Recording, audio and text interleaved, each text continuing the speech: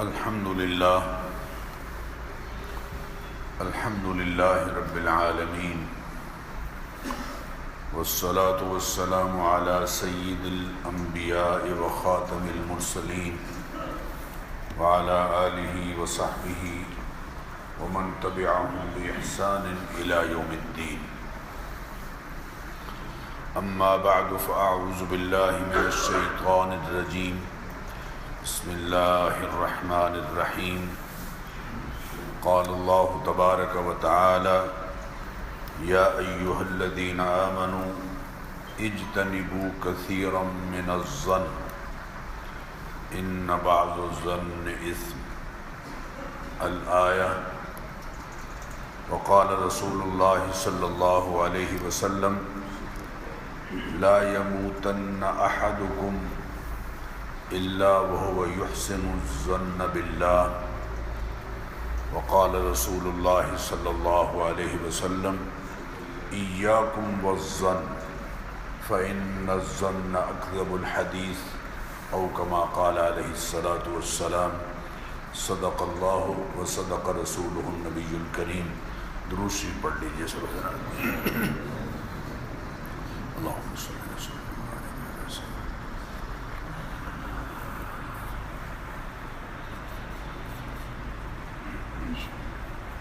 محترم بزرگوں اور عزیز بھائیوں، سورہ حجرات میں معاشرے میں امن و اطمینان اور خوشگوار ماحول مہیا کرنے کے لیے ایسی ہدایات دی گئی ہیں جن پر عمل کرنے سے انسانوں کی انفرادی اور اجتماعی زندگی بہت پرسکون گزر سکتی ہے. یہ کل 12 اصولی احکام ہیں جن پر عمل کرنے سے مسلمانوں کے انفرادی اور اجتماعی حالات سازگار اور معاشرتی زندگی امن و اطمینان کا گہوارہ بنتی رہی ہے. آج ہم ان اصولوں میں سے 9 اصول کا اختصار کے ساتھ ذکر کریں گے، اگرچہ اس آیت میں اللہ تعالیٰ نے 10ویں اور 11ویں اصول کا تذکرہ بھی فرمایا ہے. سورہ حجرات کی آیت نمبر 12 میں ارشاد باری تعالیٰ ہے: یا ایھا الذین آمنوا، اے اہل ایمان، اجتنبوا کثیرا من الظن، زیادہ گمانوں سے اجتناب کرو، پرہیز کرو، اس لیے کہ ان بعض الظن اثم، بعض بدگمانیاں گناہ ہوتی ہیں یا بعض گمان گناہ ہوتے ہیں. لفظ ظن قرآن کریم میں مصدر کی صورت میں 21 مرتبہ اور فعل ماضی کی شکل میں 26 اور فعل مضارع کی صورت میں 21 مرتبہ آیا ہے. ظن کا لغوی معنی گمان، اٹکل، خیال، تخمینی بات، شک، تہمت اور اس کے ساتھ ساتھ علم اور یقین بھی آیا ہے. جبکہ اصطلاحاً وہ راجح اعتقاد جس میں اس کے خلاف ظہور پذیر ہونے کا احتمال ہو اسے ظن کہتے ہیں. یہ بات ذرا توجہ سے سننے کے لائق ہے. جب دل میں 2 رائے اس طرح گردش کر رہی ہوں کہ دونوں طرف رجحان برابر ہو تو اسے شک کہتے ہیں. اور جب کسی ایک رائے کو دوسری رائے پر ترجیح دیں تو یہ ظن ہے، اور جب ایک رائے کو ختم کر کے دوسری کو متعین کر لیں اور حتمی شکل دے دیں اسے علم کہتے ہیں۔ امام جلال الدین سیوطی رحمہ اللہ نے اپنی کتاب الاتقان میں یہ بات واضح فرمائی ہے کہ ظن کے اصل معنی اعتقاد راجح یا غالب گمان کے ہیں۔ قرآن کریم میں یہ لفظ اس معنی میں کئی جگہ آیا ہے۔ سورہ بقرہ میں فرمایا فَإِن طَلَّقَهَا فَلَا جُنَاحَ عَلَيْهِمَا أَن يَتَرَاجَعَا إِن ظَنَّا أَن يُقِيمَا حُدُودَ اللَّهِ۔ اگر کسی خاتون کو دوسرا شوہر جو پہلے شوہر سے طلاق لینے کے بعد عدت گزار کے جس کے ساتھ اس نے نکاح کیا ہے وہ اپنی مرضی سے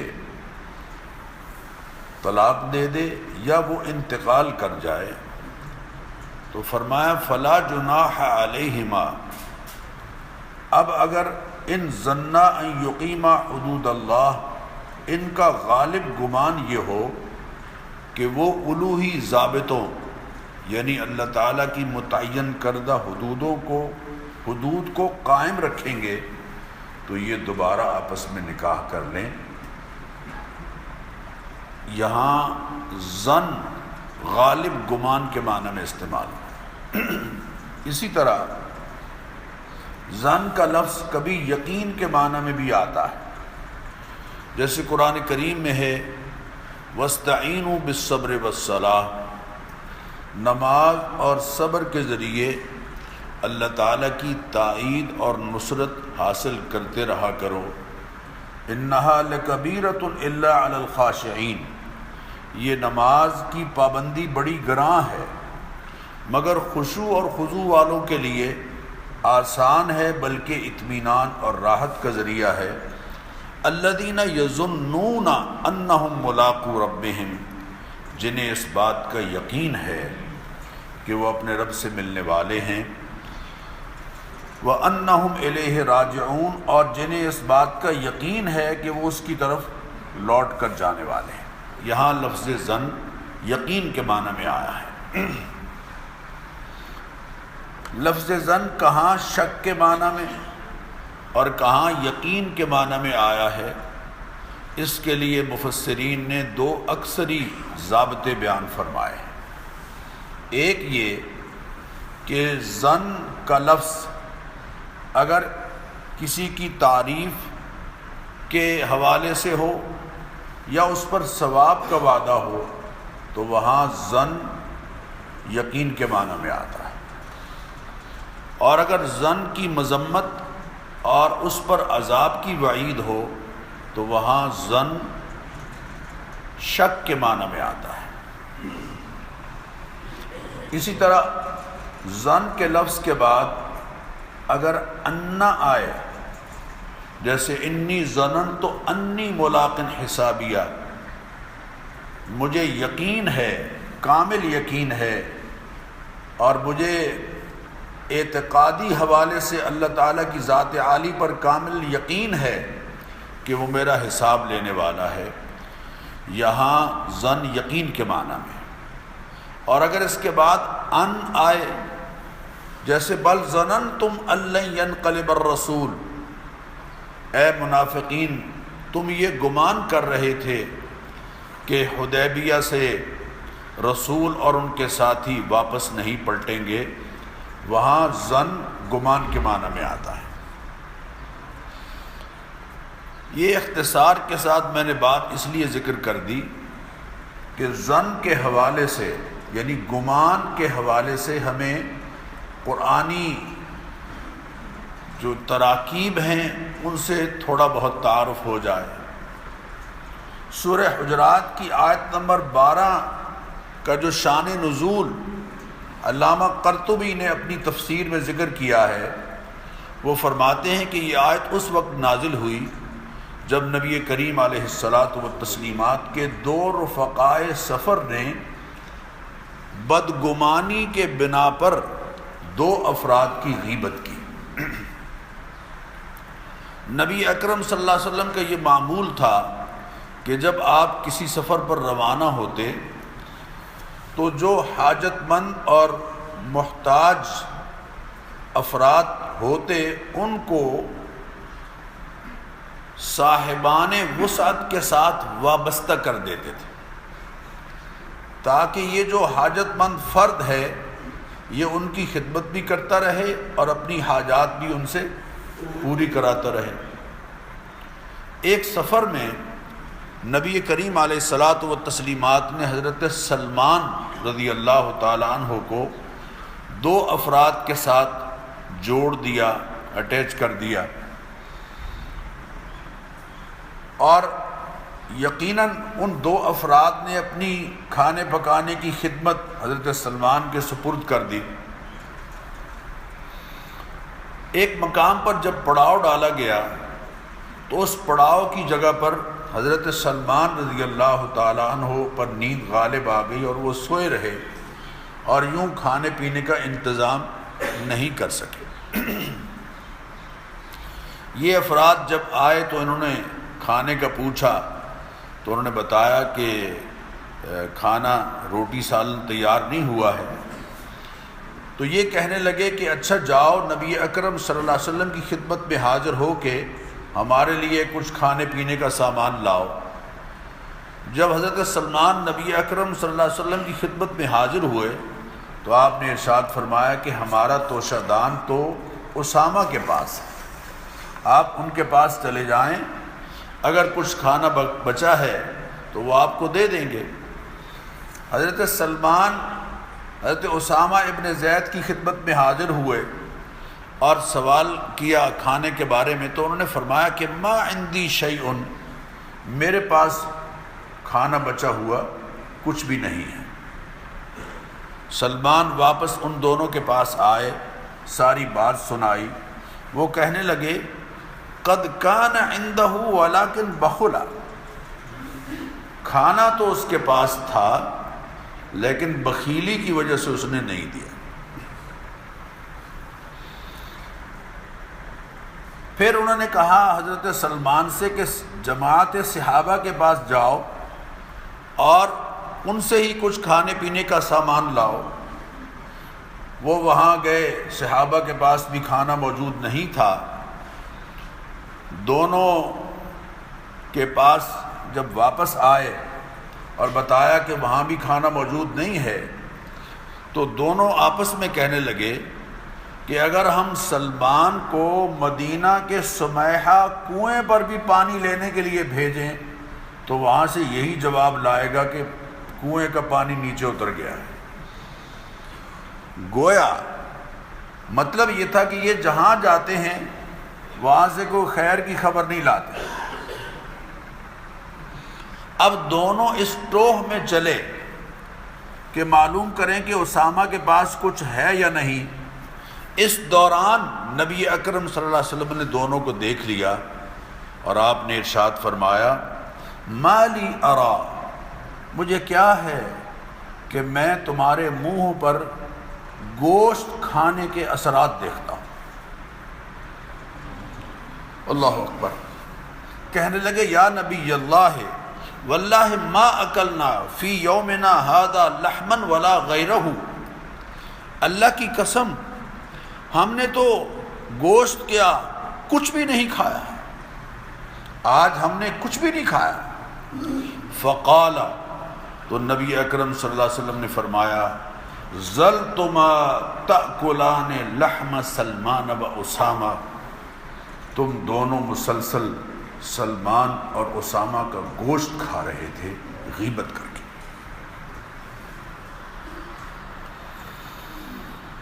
تب یہ آیہ کریمہ نازل ہوئی جس میں 3 ہدایات دی گئیں۔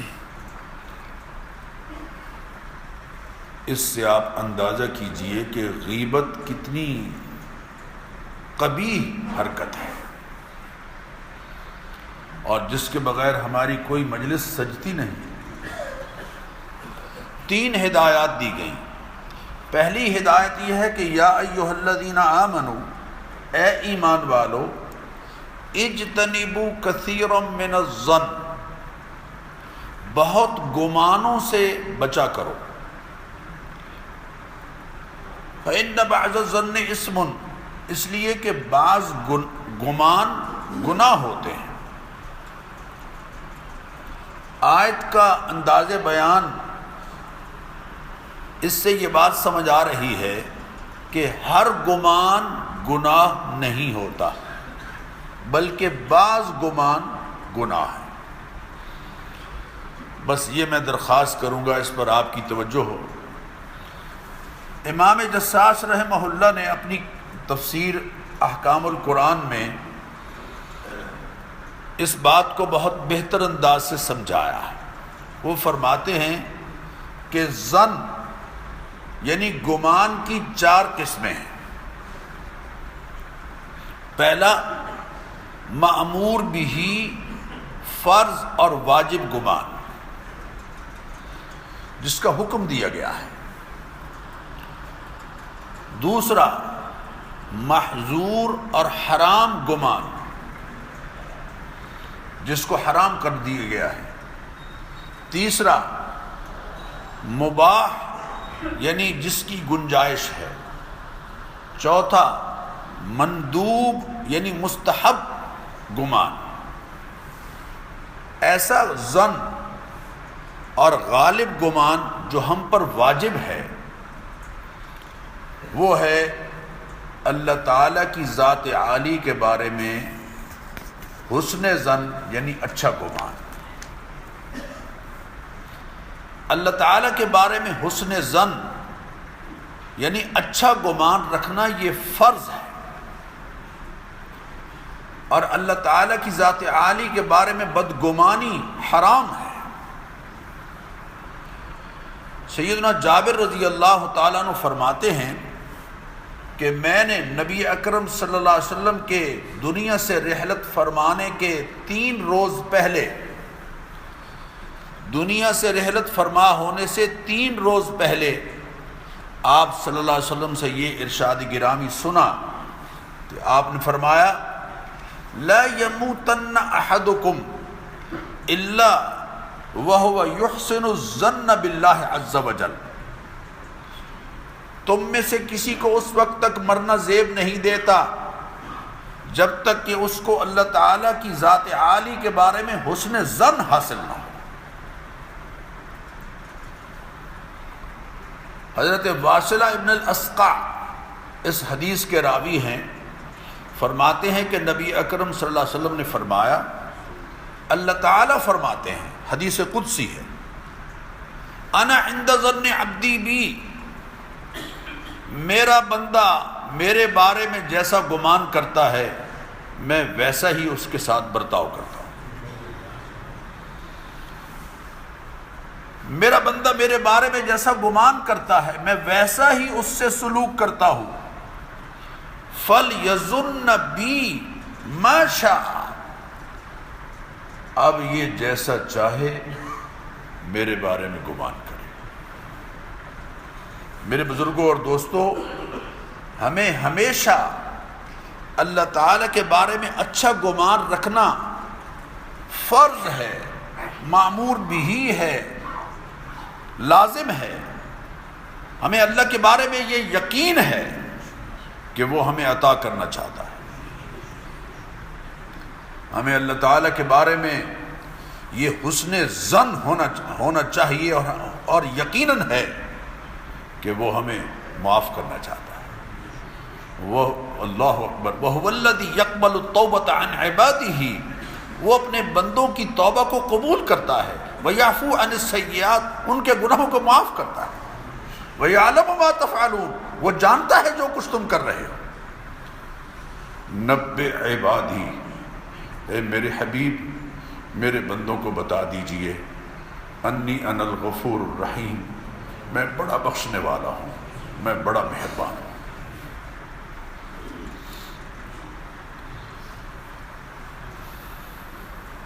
وہ ہمیں عطا کرنا چاہتا ہے۔ وہ ہمیں معاف کرنا چاہتا ہے، وہ ہمارے لیے آسانیاں چاہتا ہے۔ یرید اللہ بکم الیسر، اللہ تمہارے لیے آسانیاں چاہتا ہے، ولا یرید بکم العسر، تمہارے لیے تنگیاں نہیں چاہتا۔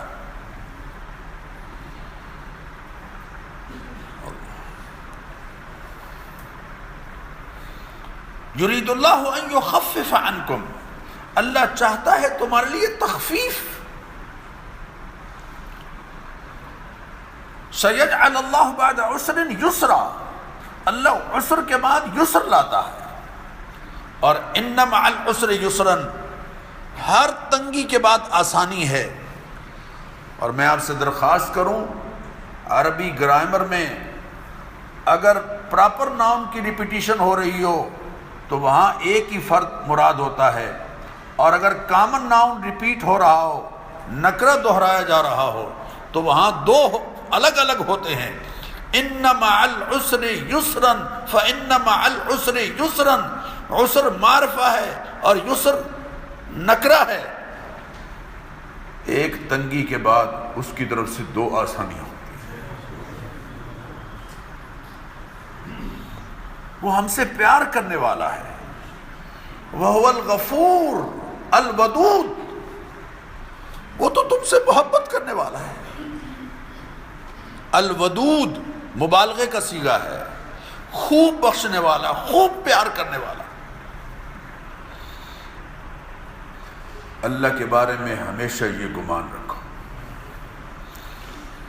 حضرت ابو ہریرہ فرماتے ہیں نبی کریم علیہ السلام نے فرمایا، حسن الظن من العبادہ، اچھا گمان رکھنا عبادت ہے۔ اللہ تعالیٰ کے بارے میں ہمیشہ حسن ظن رکھیں، کبھی یہ نہ کہیں کہ وہ مجھے تکلیف میں رکھنا چاہتا ہے، کبھی یہ نہ کہیں کہ وہ مجھے نعمتوں سے محروم رکھنا چاہتا ہے۔ یہ بدگمانی حرام ہے، بلکہ پختہ یقین رکھیں کہ وہ یقیناً مجھے دینا چاہتا ہے، میرے دستے سوال پھیلانے میں کوئی نقص ہے۔ ہم تو مائل بکرم ہیں، کوئی سائل ہی نہیں، راہ دکھلائیں کسے، کوئی رہرو منزل ہی نہیں۔ میرے بزرگوں اور دوستوں، اسی طرح ایسے مسلمان جن کی شرافت پر اطمینان ہو، ایسے مسلمان جن کی شرافت پر اطمینان ہو، یا ایسے مسلمان جن کے ظاہری احوال ان کی صالحیت کے، ان کے صالح ہونے کے گواہ ہوں، ان کے بارے میں بھی بدگمانی منع ہے، حرام ہے۔ اور ان کے بارے میں بھی حسن ظن یعنی نیک گمان رکھنا لازم ہے۔ نبی اکرم صلی اللہ علیہ وسلم نے فرمایا، ایاکم والظن، خبردار بدگمانی سے اپنے آپ کو بچاؤ،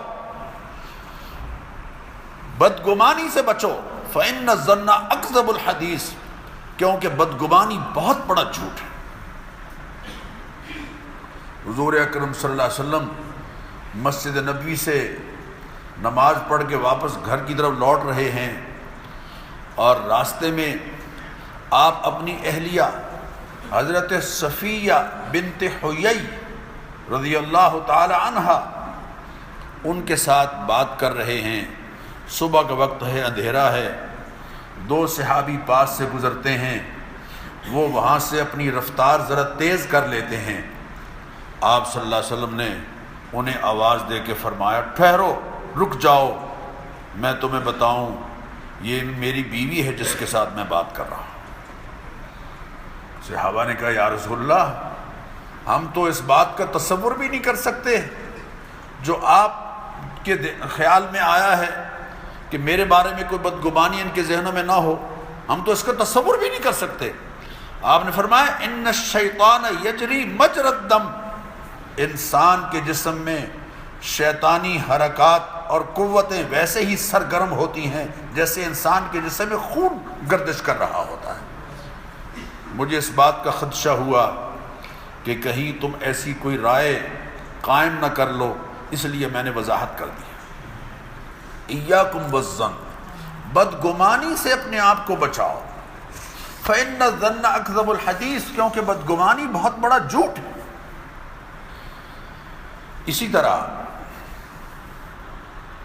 نبی اکرم صلی اللہ علیہ وسلم نے فرمایا، ان اللہ، حدیث کے الفاظ پر غور کیجئے، ان اللہ حرم من المسلم دمہ وعرضہ، اللہ تعالیٰ نے مسلمان کے لیے دوسرے مسلمان کی عزت اور اس کے خون کو محترم بنایا ہے۔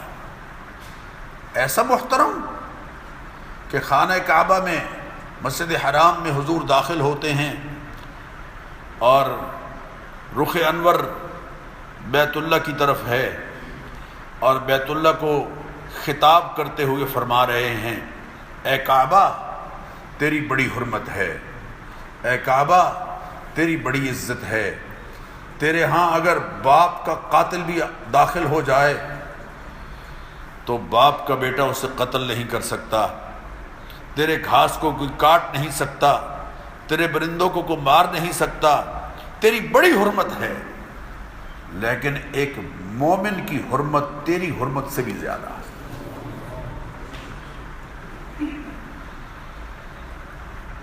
علماء نے لکھا ہے کہ اگر کسی کے فرد کے اندر، کسی مسلمان کے اندر 99 ایک کم 100 وجوہ کفر کی ہوں اور ایک وجہ اس کے مسلمان ہونے کی ہو، تب بھی تم اسے کافر نہیں کہہ سکتے۔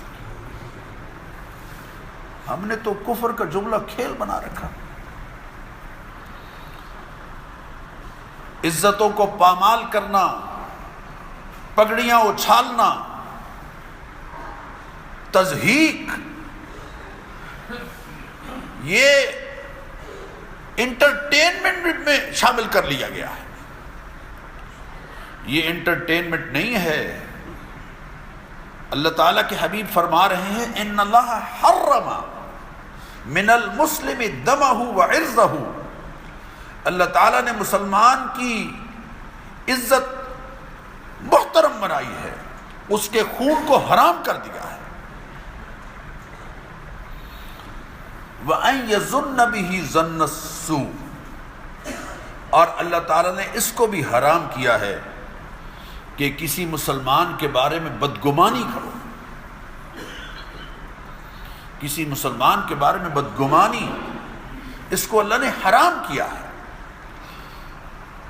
لہذا کسی مسلمان کے متعلق بغیر کسی ضروری وجہ کے بدگمانی سے روک دیا گیا ہے۔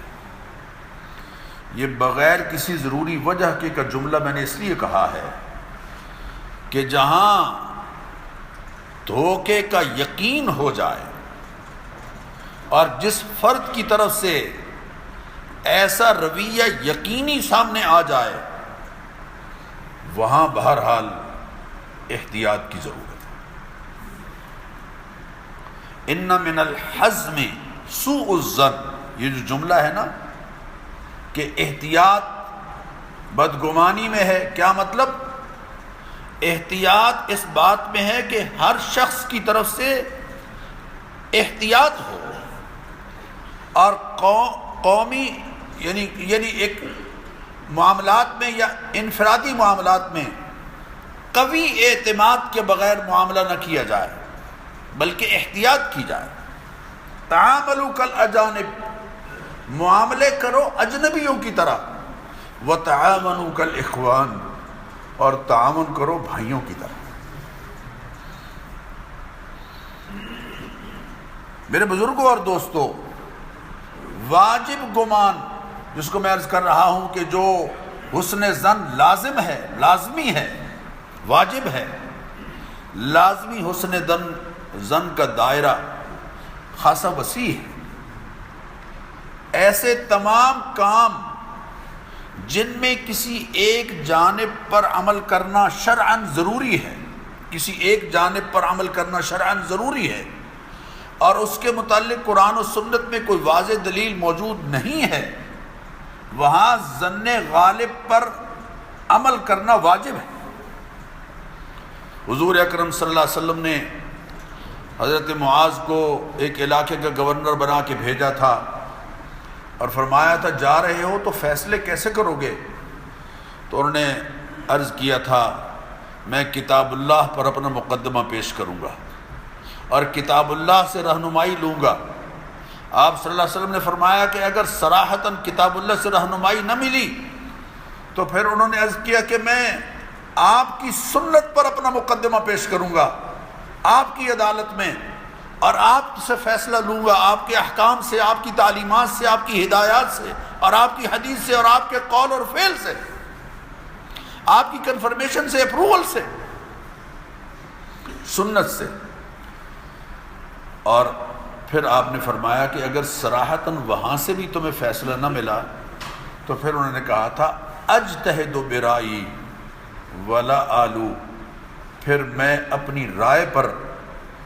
اپنی رائے سے اجتہاد کروں گا، یعنی ایسا معاملہ کہ جس میں کسی ایک جانب شرعاً فیصلہ کرنا ضروری ہے اور قرآن و سنت میں کوئی واضح دلیل سامنے نہیں ہے، وہاں ظن غالب پر عمل کروں گا، ظن غالب۔ اسی طرح ثقہ گواہوں کی موجودگی میں جج کے لیے فیصلہ کرنا، ثقہ گواہ موجود ہیں، یہ گمان غالب ہے جس کی بنیاد پر فیصلہ ہو رہا ہے۔ سمت قبلہ معلوم نہیں ہے، کسی ایسی جگہ پر ہیں جہاں سمت قبلہ معلوم نہیں ہے اور کوئی بتانے والا نہیں ہے، وہاں ظن غالب پر عمل کرنا واجب ہے۔ اگر کسی نے ظن غالب پر عمل نہیں کیا اور نماز شروع کر دی تو وہ درست نہیں، اور ظن غالب پر عمل کر کے نماز پڑھی، غلط جانب پہ رخ کیا، پھر بھی نماز درست ہو۔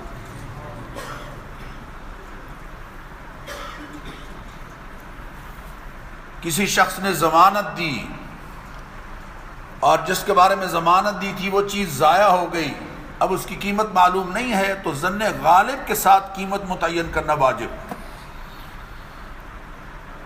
اسی طرح میرے بزرگوں اور دوستوں میں نے عرض کیا کہ مباح گمان کسے کہتے ہیں کہ نماز کی رکعتوں کے بارے میں شک ہو جائے کہ 3 پڑھی ہیں یا 4 پڑھی ہیں، اگر تو زندگی میں پہلی مرتبہ ایسا ہوا تو اس کے لیے تو حکم یہ ہے کہ وہ نئے سرے سے نماز پڑھے، اور اگر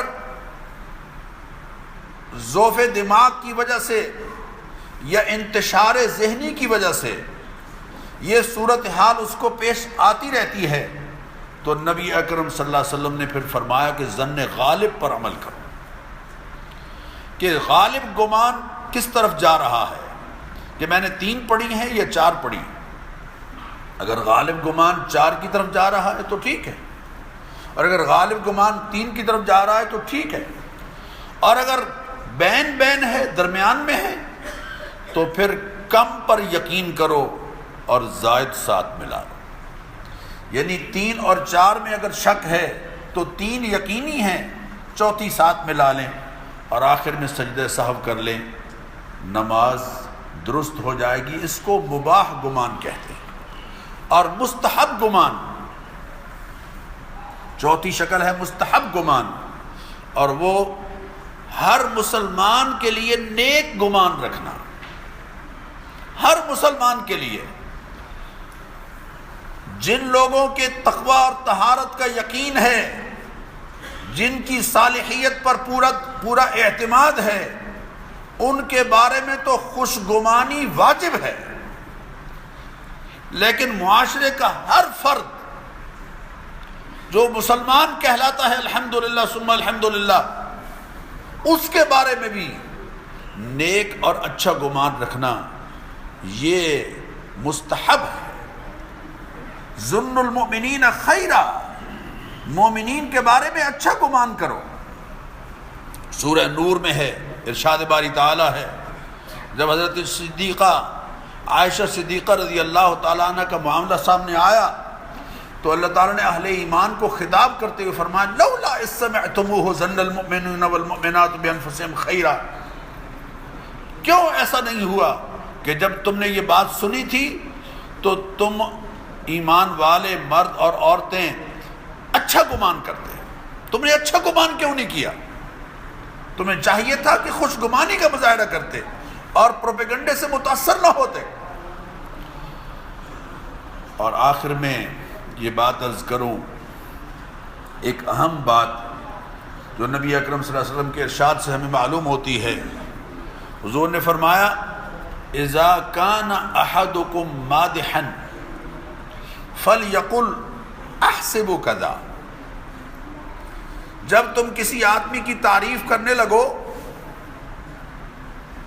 تو یہ نہ کہا کرو او جی انہاں دی کیا بات ہے، سبحان اللہ، صدقے جائیے صدقے جائیے، تو بڑے عظیم آدمی ہیں۔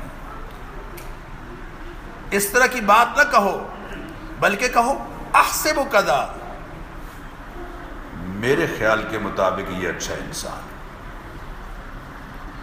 میں انہیں اچھا گمان کرتا ہوں، میرا گمان ان کے بارے میں اچھا ہے، باقی اللہ تعالیٰ بہتر جانتے ہیں۔ اس جملے سے بہت سی خرابیوں سے تم اپنے آپ کو بچا لو گے۔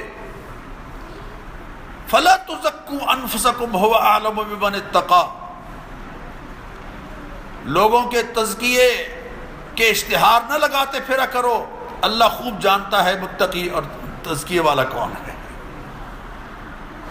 وقال، اور ساتھ ہی فرمایا اذا ظننت فلا تحقق، اگر تجھے کسی کے بارے میں گمان ہو جائے تو تحقیق میں اور ثابت کرنے کے چکر میں مت پڑ جا۔ ٹھیک ہے، اگر تو اس کے ساتھ چل سکتا ہے تو چل، نہیں تو الگ ہو جا۔ اگر کسی کے ساتھ تجھے حسد کی صورتحال پیدا ہو رہی ہے تو اس کو کنٹینیو مت رکھ، اور اگر تجھے کسی اذا تطیرت، اگر بدفعلی کی صورت تجھے پیش آ رہی ہے تو اس کی بنیاد پر اپنے آپ کو اس کام سے مت روک، بلکہ اسے کر گزر۔ اللہ اکبر، بلی راستے سے گزر گئی کالی، یا کتے نے راستہ کاٹ دیا، اب واپس مت جا، تو نے کتے کو اور بلی کو اپنے لیے فیصلہ کرنے والا سمجھ لیا ہے، تیرے فیصلے اللہ کے دست قدرت میں۔